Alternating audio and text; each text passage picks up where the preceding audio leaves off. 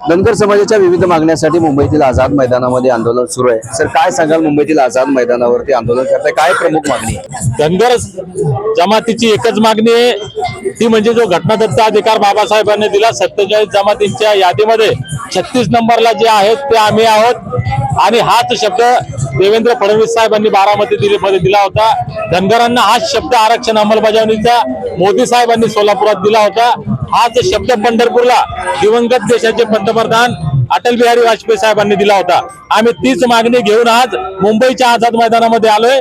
जे आरक्षण रूपी अमृत धनगरांना बाबासाहेबांनी दिलंय, या आरक्षण रूपी अमृताची मुक्तता करून आमच्या लेकरा बाळांचं कल्याण व्हावं यासाठी आज आम्ही मुंबईच्या आझाद मैदानात आलोय। तुम्ही मुंबईच्या आझाद मैदानात आला, तर यापूर्वी मंत्रालय विधान भवनामध्ये मुख्यमंत्र्यांशी देखील तुमचं शिष्टमंडळ याच संदर्भात गेलं होतं, त्याबाबत काय चर्चा झाली ते काय? मुख्यमंत्री महोदयांसोबत जी चर्चा झाली, ज्या चर्चा याच्या अगोदर ज्या झाल्या होत्या, मी स्वतः 2 वेळा या अगोदर उपोषण केलंय। आमच्या शेकडो बांधवांनी शेकडो वेळा उपोषण केली, शेकडो आंदोलनं झाली। ज्या प्रत्येक आंदोलनाच्या वेळी, प्रत्येक उपोषणाच्या वेळी जी चर्चा होते आणि जे आश्वासन दिलं जातं ते सेम त्या दिवशी झालं। आम्ही सांगितलं की साहेब, आम्ही आश्वासनाला कंटाळलोय, 12 वर्षांपासून ही चॉकलेट खाऊन खाऊन कंटाळलोय, आता काय होतंय शाश्वत ते सांगा, असं म्हणून ती चर्चा त्या दिवशी थांबली। आम्ही सांगितलं 21 जानेवारीला आम्ही मुंबईला ते आंदोलन सरकारने चिरडण्याचा प्रयत्न केला। आम्ही सांगितलंय की आंदोलन करणं हा या देशाच्या प्रत्येक नागरिकाचा अधिकार आहे। मुंबईचं आझाद मैदान ही आंदोलनाची जागा आहे, तर आम्हाला आमच्या घटनात्मक अधिकाराच्या याच्यानुसार आंदोलन करू द्या। इथं आम्ही आमची मागणी ठेवतो। ती मागणी त्या दिवशी पण मुख्यमंत्री महोदयांपुढे ठेवली। या मागणीच्या संदर्भात शाश्वत आपण काही बोलणार असाल, आमच्या लेकरा बाळांच्या कल्याणाचा मार्ग मोकळा होणार असेल, तर त्या दिवशी तिथं चर्चा करू आणि निर्णय घेऊ। या ठिकाणी तुम्ही आझाद मैदानात आंदोलन आलाय, पण आंदोलन करण्यासाठी जी अडकाठी सरकारकडनं घालण्यात आली होती, काय प्रयत्न करण्यात आले होते? काय 17 सप्टेंबर पासून ते 21 जानेवारी पर्यंत आम्ही सबंध महाराष्ट्रभर फिरलो आणि एक धनगरांमध्ये जे पेटलेलं वातावरण होतं, धनगर प्रचंड पेटले होते, सरकारवर चिडले होते, सरकार वारंवार फसवणूक करते याचा राग धनगरांच्या मनामध्ये गडचिरोली गोंदियापासून धुळे नंदुरबार पासून सोलापूर कोल्हापूर प्रत्येक जिल्ह्यात, प्रत्येक तालुक्यात, प्रत्येक गावात धनगर पेटले होते। ती आग विझवण्यासाठी सरकारनं थोडा वेळ घेण्याचा प्रयत्न केला, पण सरकारला हे समजायला पाहिजे। मी आज हेच सांगायला आलोय की माझं नाव दीपक आहे। जालन्याच्या आंदोलनाच्या क्रांतीच्या भूमीतून मी एक आग घेऊन आलोय या मुंबईमध्ये। या आगीचा वणवा कधी पेटेल आणि या वणव्यामध्ये धनगरांना फसवणारे कुठं बेचिराग होतील ते कळणार नाही। त्याच्यामुळे ही आग वणव्यात रूपांतरित होण्या अगोदर धनगर जमातीच्या एसटी आरक्षण अंमलबजावणीचा सरकारने आदेश काढावा। तुम्ही सर्व धनगर बांधव मुंबईतल्या आझाद मैदानात आलायत, आंदोलन करताय, महाराष्ट्रभर आंदोलन करताय, तुमचे समुदायाचे, तुमचे वर्गाचे प्रतिनिधित्व करणारे विधानसभेमध्ये, विधान परिषदेमध्ये प्रतिनिधी आहेत, ते काय करतायत? आता सध्या विधिमंडळाचं कामकाज चालू आहे, ते धनगरच आहेत आणि त्यांना सुद्धा धनगर समाजाची तितकीच तळमळ आहे। ते सुद्धा आमच्या सोबत सगळेचे सगळे आपल्याला या उपोषण पीठावर आलेले दिसतील। किती दिवस हे आंदोलन सुरू राहील आणि समजा मागणी पूर्ण होत नाही तर काय भूमिका असणार? मी या ठिकाणी आजपासून आमरण उपोषण सुरू करते। पोलिसांनी दिलेल्या सूचना, माननीय उच्च न्यायालयाने घालून दिलेले नियम आणि सूचना सगळ्यांचं पालन करत मी या ठिकाणी आजपासून आमरण उपोषण सुरू करणार आहे।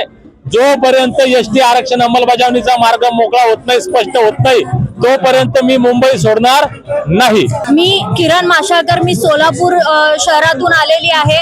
सोलापूर शहराची युवती कार्यकर्ती म्हणून मी काम करत आहे, सामाजिक कार्यकर्ते। समाजासाठी लढण्याचं आमचं ध्येय आता आहे। दीपक भाऊंना आम्ही पाठिंबा देऊन आम्ही त्यांना सहकार्य करत आहे आणि धनगर समाजाला न्याय मिळावा आणि एसटी समाज मध्ये कन्व्हर्टिंग करून लवकरात लवकर अंमलबजावणी करावी असं सरकारला आमची मागणी आहे आणि सर्व धनगर समाजाला न्याय मिळावा अशी मागणी आहे। जे आता आजकालचे जे मुलं आहेत, लेकरं बाळ आहेत, त्यांना शिक्षणाच्या बाबतीत असो किंवा ह्याच्या बाबतीत राजकारणाच्या बाबतीत असो, सगळ्या क्षेत्रामध्ये आताच्या मुलांना न्याय मिळाला पाहिजे अशी आमची मागणी आहे।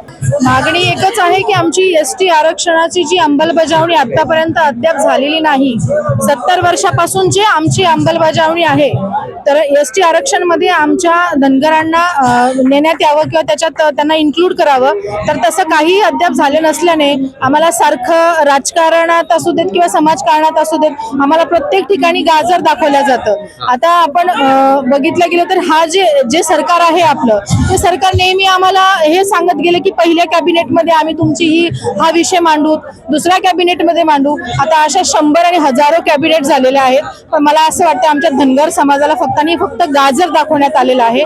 पण आमच्या दीपक भाऊ बोराडे यांच्या माध्यमातून मला असं वाटतंय की हे जे आमरण उपोषण आझाद मैदानावर आता आम्ही जे सुरू करणार आहोत दीपक भाऊच्या माध्यमातून, ते मला असं वाटतं यशस्वीरित्या पार पडेल. आज तुम्हाला संख्या कमी दिसते, जर शक्य झालं तर मला असं वाटतं आम्ही आमचे आया बहिणी, आमच्या जे काही बांधव असतील, शेळ्या मेंढ्या सकट आम्ही येणार आहोत आणि मग सरकारला सोळकत पुढं करून सोडणार गेल्या आहोत. अनेक वर्षापासूनची मागणी आहे. सध्या तुम्ही रस्त्यावर उतरला तर आझाद मैदानामध्ये देखील आहे. तुमच्या समाजाचे, तुमच्याच समुदायाचे सर्व काही प्रतिनिधी आहेत ते सभागृहामध्ये आहेत, त्यांच्याबद्दल तुमचं काय मत आहे? जे विधानसभा नाही, हा, तुमचा अगदीच योग्य असा प्रश्न मला आता विचारला तुम्ही. साहजिकच आहे, बघणाऱ्यांना असं वाटत असतं की तुमच्या समाजाचे प्रतिनिधित्व करणारी लोक आज मंत्री महोदय म्हणून आहे, खासदार आहेत, आमदार आहेत, तर नक्कीच त्यांचाही आम्हाला पाठिंबा आहेतच. लोक प्रत्येक जातीमध्ये 2-2 भाग करत असतात, विभाजणी करत असतात आणि त्या जातीपातीमध्ये राजकारण करण्याचा यांचा हेतू असतो.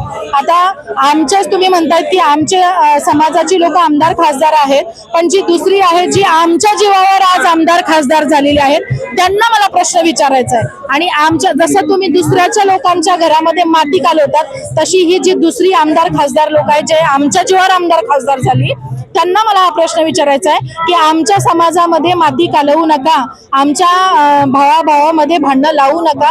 ही कामं तुम्ही तुमच्या मतदारसंघात सहजच करतात, पण समाजामध्ये करू नका, नाही तर याद राखा, हा मल्हार योद्धा तुम्हाला सळोखपळ सोडून करू. विधान परिषदेमध्ये या सभागृहामध्ये तुमच्याच गोपीचंद पडळकर देखील आहेत. सातत्याने आरक्षणासाठी ते मागणी करतात. काय त्यांना सल्ला द्याल? त्यांना एकच सांगेल की आता जे काही अधिवेशन चालू आहे त्याच्यामध्ये अजून तुम्ही जर जोर धरला तर मला असं वाटतं, जसे ती प्रत्येक मुद्द्यावर खूप प्रखरपणे आणि स्पष्ट बोलतात, तसंच मी त्यांना एक छोटी बहीण म्हणून विनंती करते की तुम्ही सुद्धा या अधिवेशनाच्या माध्यमातून आमच्या धनगर आरक्षणाच्या बद्दल, आपल्या धनगर आरक्षणाच्या बद्दल तुम्ही नक्कीच याच्यावर ठाम असा निर्णय द्यायला सांगा, एवढीच विनंती करते. धन्यवाद. तुम्ही आमचे संवाद साधल्याबद्दल. मुंबईतील आझाद मैदानावरती जे धनगर बांधव आहेत ते आरक्षणाच्या मागणीसाठी मुंबईतील आझाद मैदानात आले. मी गुरुवर्तनाला DRV न्यूज मुंबई.